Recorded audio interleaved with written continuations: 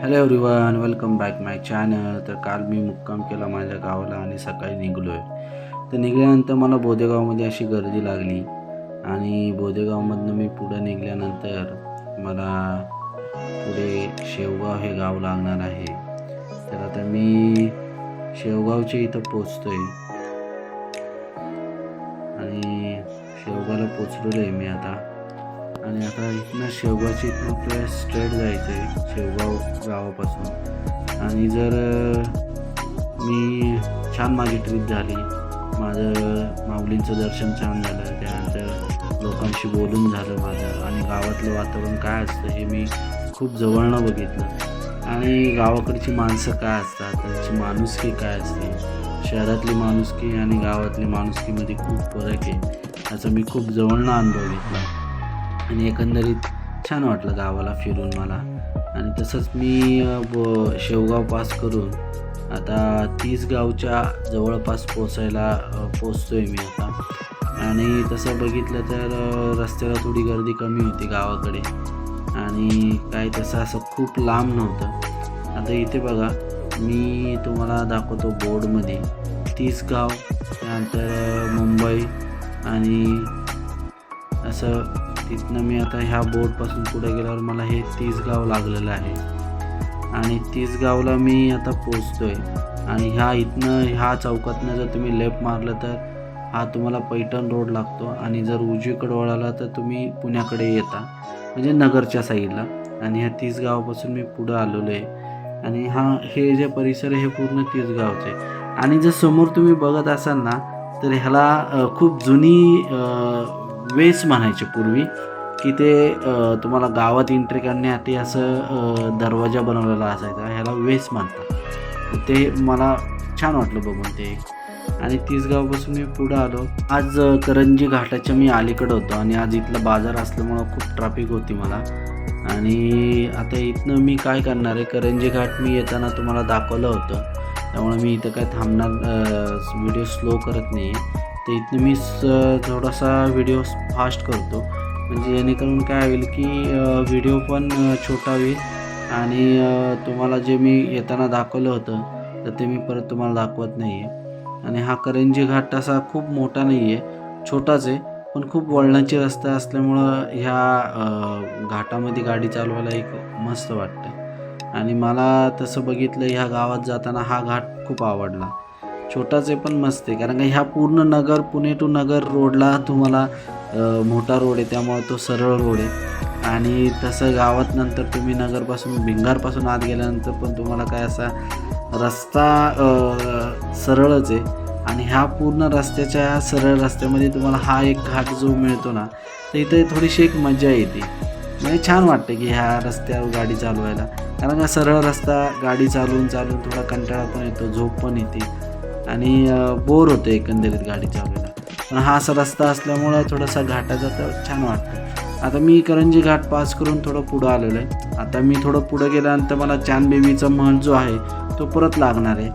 आता मी पुण्याकडं प्रवास करतो आहे, म्हणून मी ते परत ते रिपीट होईल माझ्याकडनं. तर हा इथं छोटासा असा उतार आहे, आणि इथं जर उजव्या साईडला जो डोंगर दिसतोय ना, तिथं चांदबेबीचा महल आहे. आणि इथनं आपल्याला पुणे स्ट्रेटच जायचं आहे. पुणे इथनं आपल्याला 136 किलोमीटर आहे.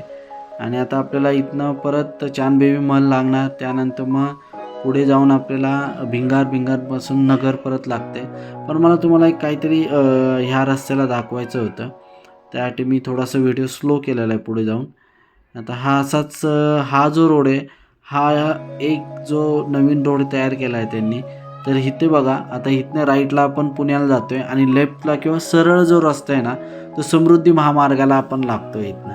म्हणजे नगरमधनं जे म्हणतात ना की समृद्धी महामार्गाला लागण्यासाठी रस्ता कुठं नाही, तर तो ह्या सरळ जो रस्ता चालला आहे ना, म्हणजे डाव्या साईडने, तो समृद्धी महामार्गाला लागतो. आणि आपण उजवीकडे वळालो तर डायरेक्ट आपण पुण्याकडे जाणार आहेत. आणि उजव्या साईडच्या डोंगरावर चांदबेबी महल आहे, आणि इथनं आपण सरळ गेलं की परत आपल्याला इथनं भिंगार लागणार आहे. तर मी तशीच गाडी सरळ टाकली आणि सरळ निघून खाली उताराने उतरत आलो. पुढे जाऊन मला भिंगार लागलेले, आणि भिंगारमध्ये एक खूप जुना किल्ला आहे, आणि तो किल्ला जो भिंगारमध्ये गेला तर तुम्ही बाहेरनंच बघू शकाल, कारण का आतमध्ये जायला एंट्री नाही आहे आपल्याला. हे बघा, हा तो किल्ल्याकडे जायला रस्ता आहे. आणि मी असं मला माहितीगारांनी सांगितलं की 15 ऑगस्टला तो ओपन असतो.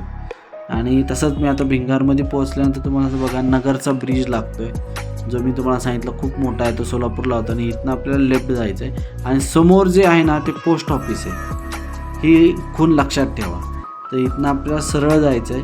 थोडं पुढे गेल्यानंतर डाव्या साईडला एक कट आहे ब्रिजवर चढायला.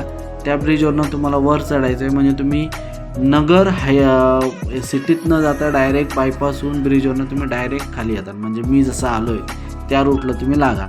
आता इथनं थोडंसं पुढं गेल्यानंतर आता हा जो चौक आहे, इथनं तुम्ही जर डाव्या साईडला वळालात तर परत तुम्हाला तो जो मी बायपास दाखवला होता तो रोड आहे. हा मी तुम्हाला जो सांगितला होता की राईट साईडने तुम्ही गेलं तर परत बायपास होऊन तुम्ही शिर्डीला जाता, तो रोड आहे.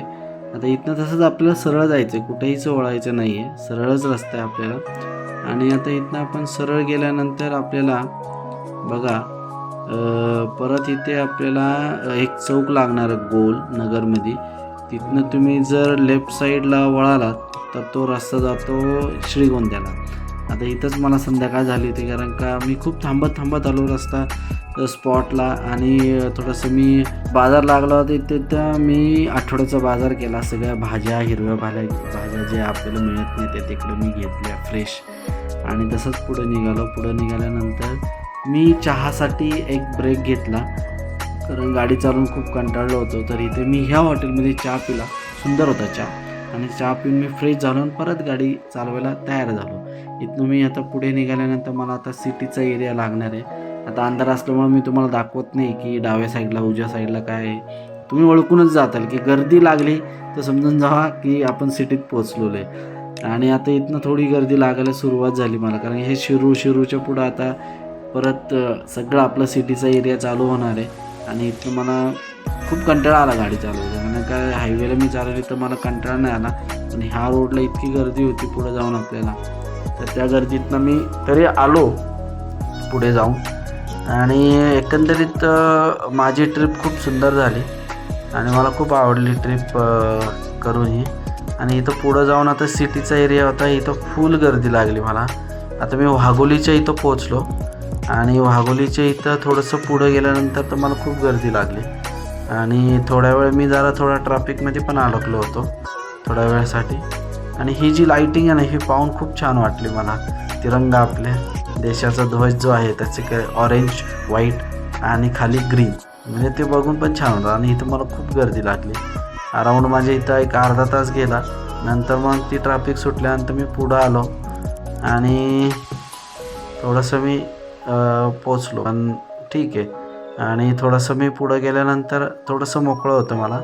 मी आता इथे बरोबर लोहगावच्या पुढे होतो आणि ऑलमोस्ट सिटीत पोचतच होतो. तर मित्रांनो, गाडी चालवून तर खूप दमलो मी, पण मला एक याचा गोष्टीचा आनंद आहे की मी जी ट्रिप केली गावाकडची आणि माऊलींकडे जाऊन आलो, मला खूप प्रसन्न वाटलं. जरी तुम्ही त्या साईडला गेला तर नक्की जावा आणि तुम्ही त्या गोष्टीचा अनुभव घ्या. जे मी तुम्हाला व्हिडिओत सांगितलं ना ते तुम्ही स्वतः अनुभव घ्या, तुम्हाला पण खूप आवडेल.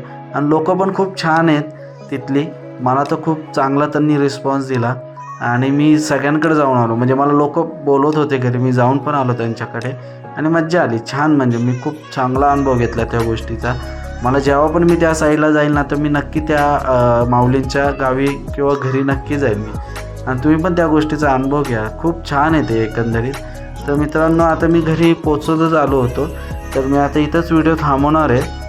आणि तुम्ही पण जाऊन या आणि त्या गोष्टींचा अनुभव घ्या आणि तुम्हाला कसं वाटते. आणि तुम्हाला व्हिडिओ जर आवडला असेल तर कमेंट करून नक्की सांगा आणि व्हिडिओला लाईक आणि सबस्क्राईब नक्की करा मित्रांनो.